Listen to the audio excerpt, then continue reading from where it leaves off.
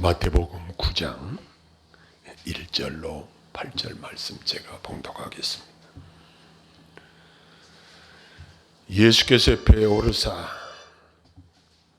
건너가 본 동네에 이르시니 침상에 누운 중풍병자를 사람들이 데리고 오거늘 예수께서 그들의 믿음을 보시고 중풍병자에게 이르시되 작은 자야 안심하라 네 죄사함을 받았느니라.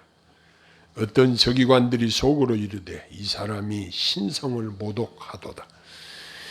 예수께서 그 생각을 하시고 이르시되 너희가 어찌하여 마음에 악한 생각을 하느냐. 내 죄사함을 받았느니라 하는 말과 일어나 걸어가라 하는 말 중에 어느 것이 쉽겠느냐. 그러나 인자가 세상에서 죄를 사하는 권능이 있는 줄을 너희로 알게 하려 하노라 하시고 중풍병자에게 말씀하시되 일어나 내 침상을 가지고 집으로 가라 하시니 그가 일어나 집으로 돌아가거늘 우리가 보고 두려워하며 이런 권능을 사람에게 주신 하나님께 영광을 돌리니라. 아멘.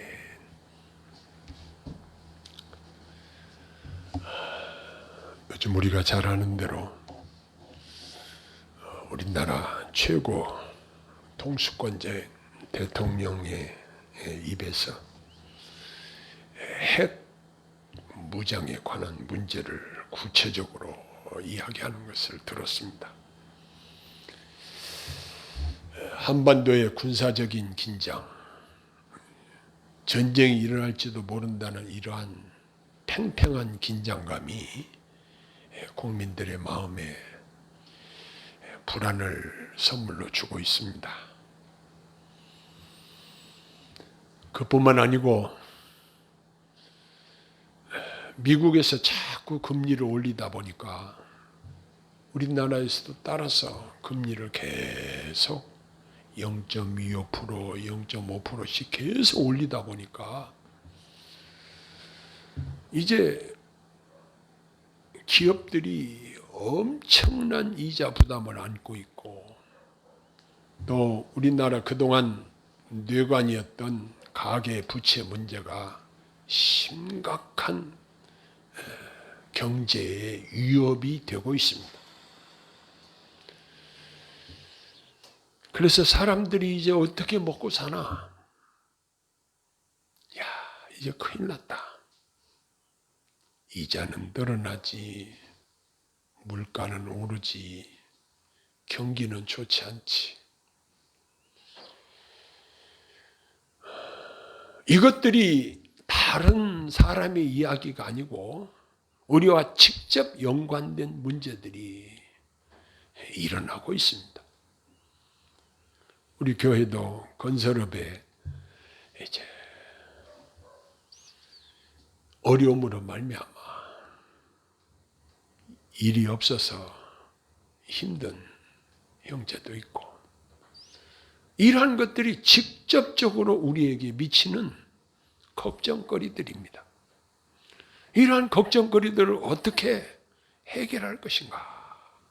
이러한 문제들을 놓고 하나님 앞에 기도를 하는데 하나님께서는 우리에게 주시는 한마디 분명한 말씀이 있습니다.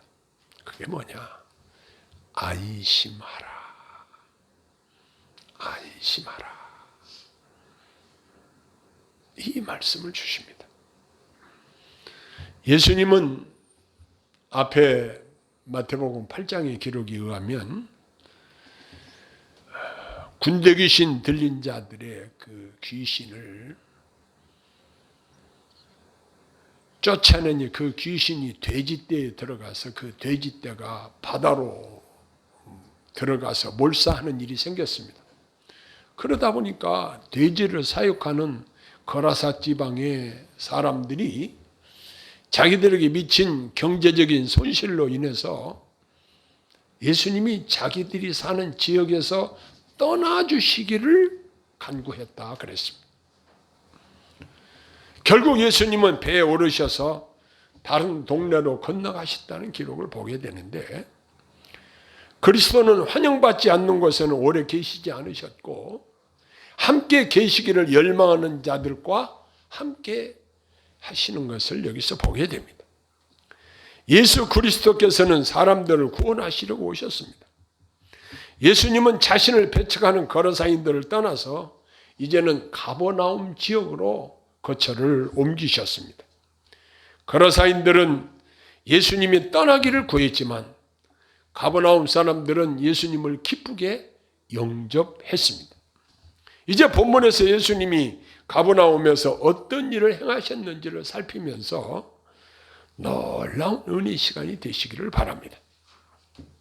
이 가버나움에서 첫 번째 일어난 사건은 사람들이 중풍병자를 데리고 들것에 들려서 예수님께 데리고 온 사건이 기록되어지고 있습니다. 요즘 같으면 전동 휠체어도 있을 것이고 또 차량도 있을 것이고 그렇지만 그 당시 이러한 수단이 만만치 않았던 것 같아요. 그래서 들것에 들어서 아마 4명이 함께 들고 왔겠죠. 들것에 들려서 예수님께로 온 중풍병 환자가 있습니다. 우리가 잘 아는 대로 중풍병은 이 머리에서 생긴 병입니다. 요즘 현대의학으로도 고치기가 매우 힘든 질병으로 이 머리가 사령탑인데 머리가 고장이 나니 마음대로 활동할 수가 없는 병이죠. 그래서 환자 스스로 그리스도께 나갈 수도 없었을 것입니다.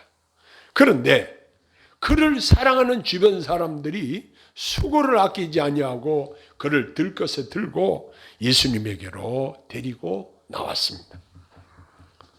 예수님은 이 중풍병자의 믿음도 보셨지만 수고하여 함께 데리고 나온 사람들의 믿음도 기쁘게 받아주셨습니다. 그들의 믿음은 그리스도께서 그 중풍병자를 능히 고치실 수 있다는 이러한 믿음을 강하게 가지고 있었다는 사실이 그들의 행동을 통해서 입증되어지고 있습니다. 그리고 그들은 적극적으로 이 중풍병 환자를 무겁지만 힘들지만 들것에 들고 예수님 앞에 데리고 나왔습니다. 그들은 이렇게 적극적으로 행동하는 믿음을 가지고 있었다는 사실입니다. 주님은 바로 그 믿음을 보시고 역사하신 것을 성경이 기록하고 있습니다. 예수님께서는 먼저 그 중풍병 환자를 향해서 작은 자야 안심하라. 옛날 성경에는 소자야 안심하라. 이렇게 예수님의 은혜로우신 격려의 말씀이 그에게 선포되어졌습니다. 그냥 무조건 말로만 이렇게 말씀하신 것이 아니라 예수님은 분명한 대책이 있으셨습니다. 그리고 능력이 있으신 분이셨습니다. 그 중풍병 환자는 여러 가지로 불안한 마음 상태였을 것입니다. 그에게 예수님은 먼저 안심하라 이렇게 말씀하십니다. 그 예수님이 지금 저와 여러분들에게 안심하라 이렇게 말씀하십니다. 경제가 안 좋아 사업이 어려워서 또한 건강이 안 좋아서 여러 가지 요인으로 불안해 있는 우리들을 향해서 또 여러 가지 다른 요인들로 마음의 근심과 걱정이 우리를 짓누를 때 우리 주님은 우리를 찾아오셔서 또 우리 안에 계신 성령께서 우리에게 하시는 말씀이 무엇인가? 안심하라. 이렇게 우리를 안돈시키시는 말씀을 하고 계십니다. 이에 대한 충분한 이유는 나중에 이어서 하시는 말씀에 나타나고 있습니다. 왜 안심해야 되는가? 네 죄사함을 받았느니라 이렇게 말씀하십니다. 이 말씀은 그 사람에 대해서 질병으로부터 회복된 것과 더불어 하나님과 화해에 대한 놀라운 이 은혜를 선포하신 말씀이 되는 것입니다. 요즘 검찰청이나 경찰서에 출두하는 사람들을 뉴스에서 많이 봅니다. 지위 고하를 막론하고 범죄 혐의가 있으면 잡아갑니다. 그래서 죄를 지은 사람은 마음에 불안이 있습니다. 그런데 모든 사람들이 죄를 범하여서 하나님과 원수관계에 되었다고 로마서에 기록하고 있습니다. 모든 사람이 죄를 범하였음에 하나님의 영광에 이르지 못하더니 어느 누구인들 허물이 없고 죄가 없는 사람이 있겠습니까? 이것이 사람들의 불행의 원인이 되었다고 성경이 증거하고 있고 죄의 싹은 사망이라고 분명히 기록되어 있습니다. 그런데 이러한 우리 인간들을 불쌍히 여기시고 우리 예수님께서 이 죄 문제 해결을 위해서 자신이 화목 제물이 되신 것입니다. 그분이 지금 중풍병 환자에게 뭐라고 말씀하십니까? 작은 자야 안심하라 이렇게 말씀하십니다. 그러므로 그리스도로 말미암아 죄 용서 받은 우리들도 믿음으로 안심할 수 있는 것입니다. 우리가 즐겨 부르던 찬송 중에 하나가 생각나는 게 있습니다. 주 안에 있는 나에게 딴 근심 있으랴 십자가 밑에 나아가 내 짐을 풀었네. 주님을 찬송하면서 할렐루야 할렐루야 내 앞길 멀고 함에도 다 주님만 따라가리. 이 찬송시에서 나타나는 대로 주 안에 있는 우리들은 안심할 수 있다는 사실입니다. 예수님의 말씀에 대하여 함께 그 자리에 동참해서 말씀을 들었던 이 서기관들의 생각은 여기 마태의 기록에 의하면 그 사람들이 속으로 무슨 생각을 했냐면 이 사람이 신성을 모독하고 있구나 라고 생각을 했습니다. 전에 성경을 보면 참남하도다 이렇게 기록이 되어 있는데 신성을 모독하고 있네. 저 사람이 신성을 모독하고 있어. 지가 뭔데 죄사함을 선포하고 있느냐라고 속으로 그렇게 생각하고 있었습니다. 여러분, 내 마음속으로 생각하는 것을 누가 알 수 있습니까? 사람은 사람 속의 생각을 알 수가 없어요. 말로 표현하고 글로 표현하기 전에는 알 수가 없어요. 그런데 여기 예수님은 그 서기관이 속으로 생각하는 그 생각을 다 간파하셨습니다.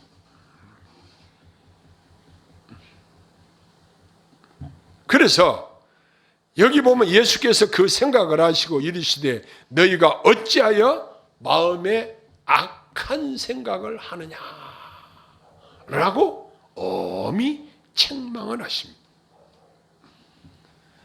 우리 예수님은 제2위 하나님, 즉 성자로서 자신의 능력과 은혜를 나타내시는 그 현장에서 예수님의 반대자들은 신성모독죄를 범하고 있구나라고 예수님을 비판하고 있는 그들의 마음을 아시고 책망하고 계셨던 것입니다. 그들이 아무도 모르게 속으로 생각하는 그 생각조차도 예수님께서는 다 아시고 정확하게 책망을 하십니다. 너희가 어찌하여 악한 생각을 하느냐 라고 하셨습니다.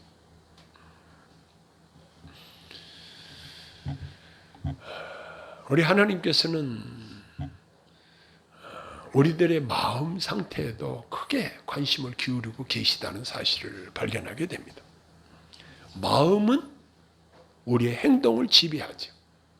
그래서 물을 지킬 만한 것보다 너희 마음을 지키라. 성경이 그렇게 명하고 있죠. 우리 마음속에 미워하는 생각이 들어오면 그것 때문에 그 미움이 발단이 돼서 죄로 연결이 되는 것입니다. 자, 그러면 우리 마음은 수시로 악한 생각들이 들어올 수 있는 가능성이 있습니다. 하나님의 성령께서 저와 여러분들의 마음을 지켜주시기를 소원합니다. 그래서 이러한 악한 생각들이 틈타고 들어오지 못하도록 파수꾼의 역할을 성령께서 잘 감당해 주시고 우리 마음을 악한 생각이 침범해서 주장하지 못하도록 도와주시라고 기도해야 할 것입니다. 예수님은 거기 있는 사람들에게 뭐라고 선포를 하십니까? 너무 중요한 말씀하십니다. 인자가 세상에서 죄를 사하는 권능이 있는 줄을 너희로 알게 하려 하노라. 이렇게 선포하셨습니다. 우리 인간들에게 가장 소중한 것이 구원입니다. 이 소중한 구원은 뭘로 얻는 것이냐? 바로 죄사함을 통해서 얻는 것이 구원입니다. 죄사함으로 말미암는 구원이 하나님이 그리스도를 통해서 우리에게 주신 구원의 은혜입니다. 예수님의 보배로운 피로 속죄함을 받은 것입니다. 그러므로 죄사함과 구원은 이렇게 중요한 것입니다. 예수님은 이 불쌍한 중풍병자 하나를 고치시면서 자신이 죄를 사하는 권세가 있으신 분이심을 그곳에 모인 사람들에게 나타내 보이신 것입니다. 이 일을 통해서 예수님이 죄를 사하시는 권세가 있으신 분이심을 분명히 말씀하고 계십니다. 아무리 훌륭한 유인이라고 할지라도 사람들의 죄를 사할 수 있는 권한이 있는 사람은 아무도 없습니다. 이 세상의 성인이라고 하는 사람들도 아무리 착하게 산 사람들이라고 할지라도 아무리 높은 지위에 있는 사람이라고 할지라도 죄를 사하는 권세가 있는 사람은 없습니다. 구약 성경에 보면 사람들이 해마다 소나 양이나 염소나 이런 것들을 가지고 나와서 그것을 잡아 그 피를 제단에 뿌리는 예식을 행하면서 자기가 죽어야 되고 자기가 피를 흘려야 되는 대신에 짐승이 죽고 짐승의 피를 제단에 뿌리면서 죄 용서를 빌었던 의식이 있었습니다. 그런데 히브리 기자는 히브리서 9장 12절에 분명하게 그 부분을 연관지어서 말씀하시기를 염소나 송아지의 피로 아니하고 오직 자기 피로 영원한 속죄를 이루사 단번에 성소에 들어가셨느니라. 이렇게 선포하고 있습니다. 요즘도 구약시대처럼 예배당에 짐승을 가지고 와서 제사를 드려야 한다면 어떻겠습니까? 그러나 예수님의 공로로 말미암아 우리는 그럴 필요가 없는 것입니다. 염소와 송아지의 피로 아니하고 그랬습니다. 오직 그리스도의 피로 말미암아 속죄함을 받았어 하나님과 우리 사이에 평화가 이루어지고 우리는 그 평화를 누리게 되었다는 사실입니다. 오늘 본문에서 병을 고칠 수 있는 분이 또한 죄 용서를 선포하고 있습니다. 이처럼 예수님은 거룩한 사명을 가지고 하나님께로부터 오신 것입니다. 이렇게 죄를 용서할 수 있는 주님이 세상에 오신 가장 중대한 목적이 무엇이겠습니까? 자기 백성을 저희 죄에서 구원하시는 것입니다. 너희는 먼저 그의 나라와 그의 의를 구하라. 그리하면 이 모든 것을 너희에게 더하시리라 말씀하셨습니다. 우리 마음속에 죄사함으로 말미암는 이 구원에 대한 확실한 믿음을 가지고 살 때에 거기에 대한 약속이 주어지고 있습니다. 무슨 약속입니까? 이 모든 것을 더하시리라.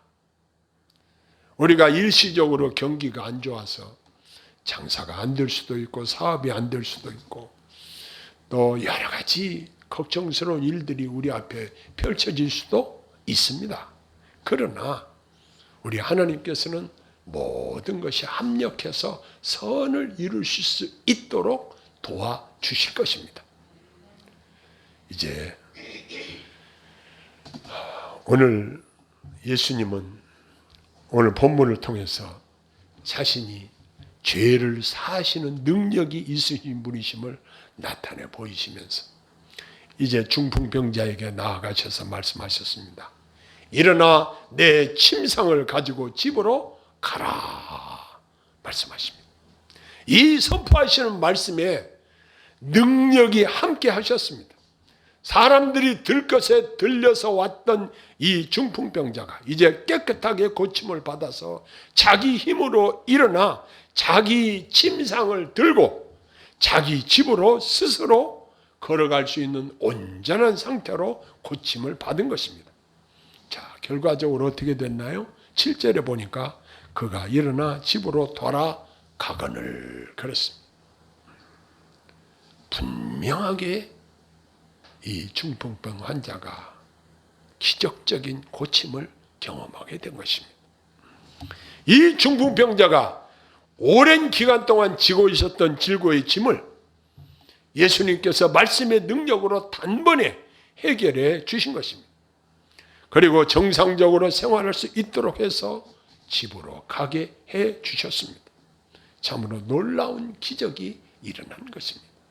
8절에 보니까 사람들이 보고 두려워하여 이런 권능을 사람에게 주신 하나님께 영광을 돌리니라 라고 기록하고 있습니다.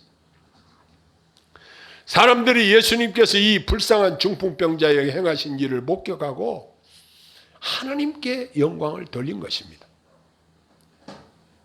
저와 여러분들이 기도 응답을 통해서 하나님의 역사를 경험하게 되면 사람들이 하나님께 영광을 돌리는 거예요.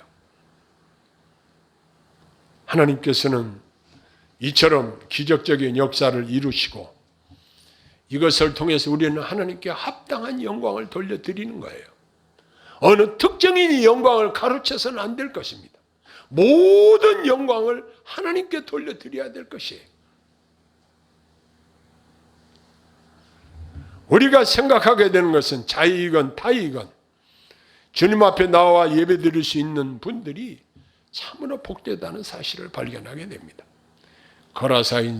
거라사인들은 예수님을 떠나기를 원했지만 오늘 본문에 이 중풍병 환자와 그를 데리고 온 사람들과 그 주변에 이 현장을 목격했던 사람들에게 선포된 예수님의 말씀 속에서 예수님이 어떤 분이신가를 알 수 있는 놀라운 복된 계기가 되었습니다. 예수님 어떤 분이신가? 내 죄를 사하는 권능이 있으신 분이심을 그들이 알게 되었습니다. 그렇습니다. 그리고 저와 여러분들에게 오늘날도 말씀하십니다. 안심하라 하시고 마음의 평안을 선물로 주십니다. 미래에 대해서 걱정과 염려가 저와 여러분들을 짓누를 때 나 자신에게 명령하시고 말씀하시기를 바랍니다. 안심하라. 이 말씀을 믿고 묵상하시고 마음의 평안을 누리시기를 소원합니다. 이런 노래가 있잖아요. 평안을 너에게 주노라. 세상이 알 수도 없는 평안,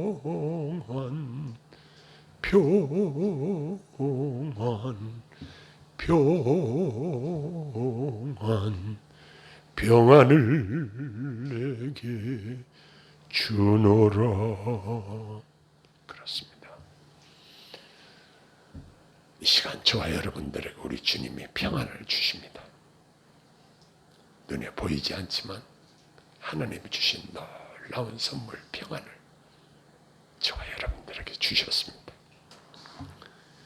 이제 주님의 은혜로 속죄함을 받아 하나님의 자녀로 구원받게 해주신 우리 주님께 우리는 항상 한없는 영광과 감사를 돌려드리면서 죄를 사하시는 권세가 있으신 주님이 자기 몸을 속죄제물로 십자가에 들이셔서 저와 여러분들의 죄를 사하시고 하나님의 자녀로 구원받게 하시니 얼마나 감사한 일입니까?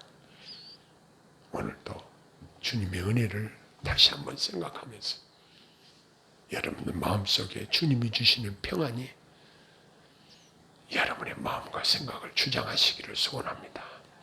기도하겠습니다. 하나님 아버지, 세계적으로 또한 사회적으로, 경제적으로, 정치적으로 여러 가지 어려운 상황이 우리 앞에 직면해 있습니다. 또한 우리 개인적으로 어려운 상황들이 많이 우리를 짓누르고 있습니다. 또 우리 몸이 연약해서 때때로 걱정과 근심이 우리를 짓누를 때가 있습니다. 아버지 하나님, 이 시간 주신 말씀대로 마음에 안심할 수 있도록 도와주옵소서. 성령께서 우리 마음을 주장하시고 선물로 주신 평안을 누리며 하나님께 영광 돌리며 살게 하옵소서. 하나님 나라를 바라보며 내가 받은 구원을 기뻐하고 즐거워하고 감사하며 하나님께만 영광 돌리며 살게 하옵소서. 예수님 이름으로 간절히 기도하옵나이다.